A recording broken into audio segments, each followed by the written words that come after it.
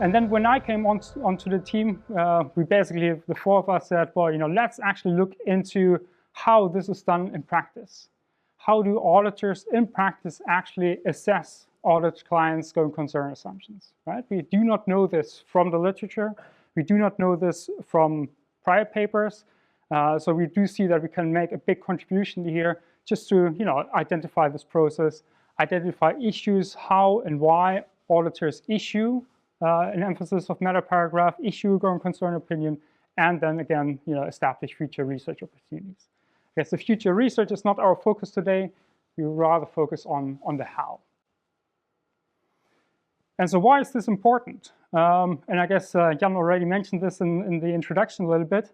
But shortly after we did these interviews, I guess we did see three major, more or less major banks, I guess, in the US going bankrupt.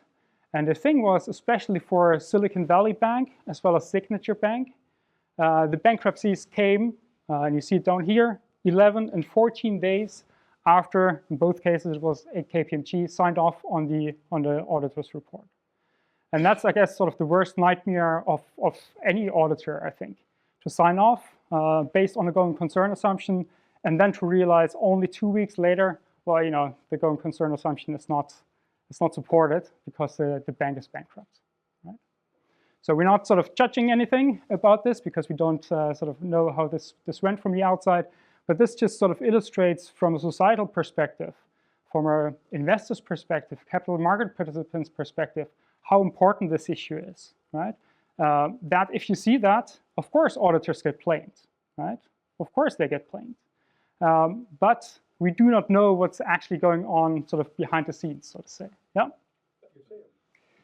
Okay, but given that this is also sort of a research project, I have also sort of one slide on theory. And usually, I guess, if we sort of look at research, you get a little bit more of an econ-based research.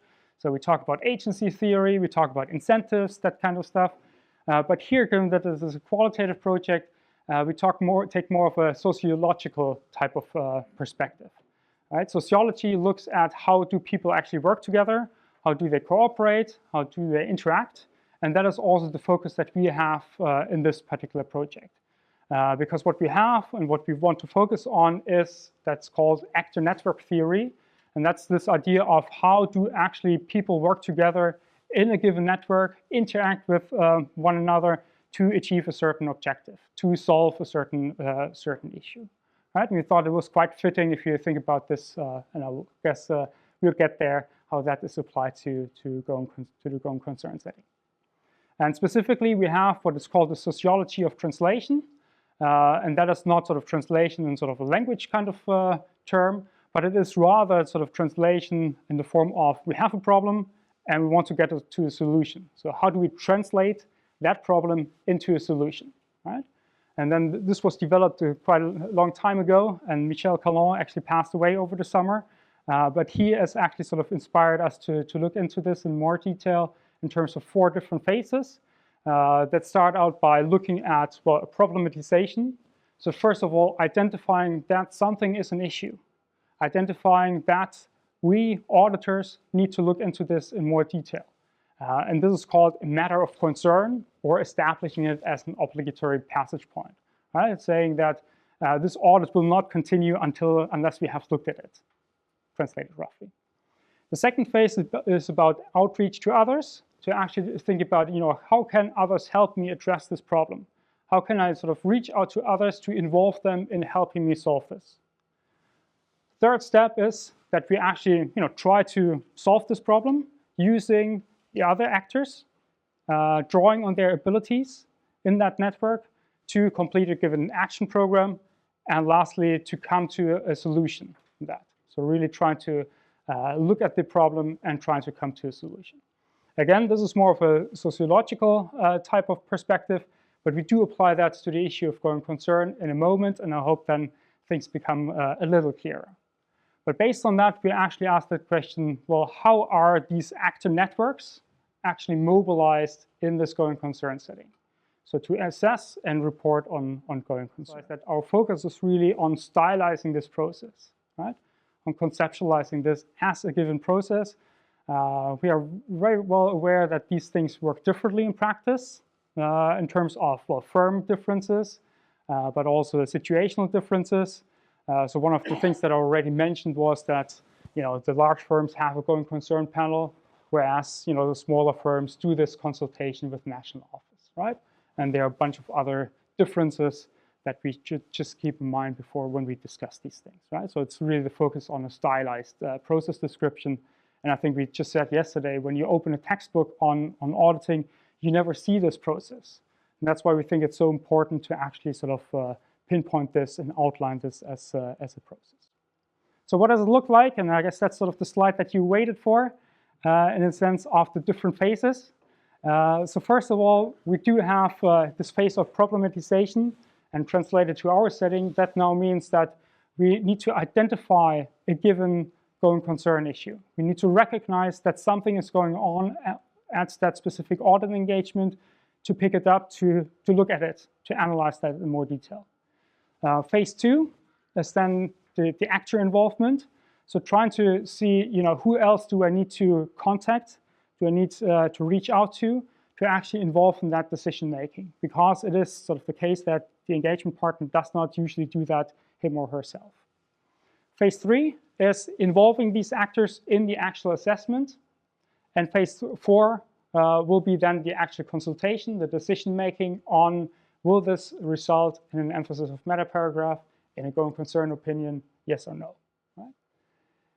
And if we talked about a network, this being a network, here's why. So I know that this slide is a little bit dense, so I'll leave it up there for a second and talk you through the different elements. But this is sort of what got us thinking that sort of this notion of an actor network theory is actually quite suitable. Because if you start at the bottom, you have what we call the core audit team. So we have the engagement partner who mostly works with senior manager or manager, and they are mostly the ones that do these going concern assessments. But you also had this issue of audit staff, the spillover to other audit areas, this awareness of how the client might react. Right? Then we have the client over here with whom you are constantly involved on this issue. You also have this mandatory consultation with national office or going concern panel. So these are sort of the solid lines that you also always have in these situations. And then this network differs quite a bit in terms of individual choices, firm differences, situational differences. To what extent might, for example, the specialists be involved? So that is something that needs to be, again, as we discussed earlier, that might need to be negotiated, discussed, right? They might be part of the audit team even. They might co-read. They might rather be part of the going concern panel. They might have client interactions, or they might not have client interactions, right? So that varies quite a bit. Also, that role of peers and the quality control reviewers, that differs quite a bit. Contacts with capital providers, that might also vary quite a bit depending on the assessment. But basically, this is sort of an overview of our network. Yeah. Okay. So a quick summary, and then we can get to the discussion proper. So we do say that's our main argument here, that going concern decisions or decisions on the going concern assumption involve a network of actors. So it's not the engagement partner alone that takes these decisions. I guess that's not a big surprise. But that this is actually really dependent on the specific client engagement. So we call that idiosyncratic. So it really differs not just between the firms, but also within the firm between engagements, right? Depending on what is needed, you might see different networks popping up. This also means that there's really a high need of coordinating this network and of communicating with all these parties involved in these decisions, right? So this is one of the big sort of points that we want to make, that setting up this network is a lot of work. Keeping it going is a lot of work. Addressing this going concern assumption is a lot of coordination and communication effort. We also see two main decision points in this whole phase. Basically, the first one is recognizing that there is a potential going concern issue, right? Not just in terms of overlooking something, but also not just having that awareness of or not seeing the risk, or as some people also said, distinguishing between a going concern risk and a normal business risk, right? That is really sort of the difficult aspect at the front end. And at the rear end, this is where professional judgment comes in again. It is about determining, is this material uncertainty or is it not? Right? So two key aspects, points at which we see lots of professional judgment. And then what we also sort of heard quite a lot is actually that, yes, this is a human process. This is actually where really quite a lot of human interactions take place, where judgment really plays a lot of a big role in terms of what I mentioned, conscientiousness. How carefully are you assessing these things? To what extent are you able to take along the client in this process?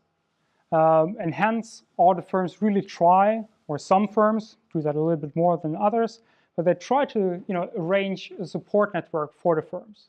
That if you face an issue, reach out, discuss it, right?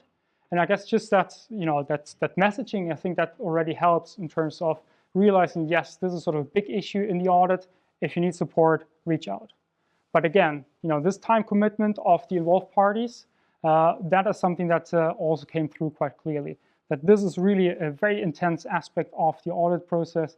If this pops up, then this is quite heavy on everyone involved. Not just the auditor, but also the client and everyone else.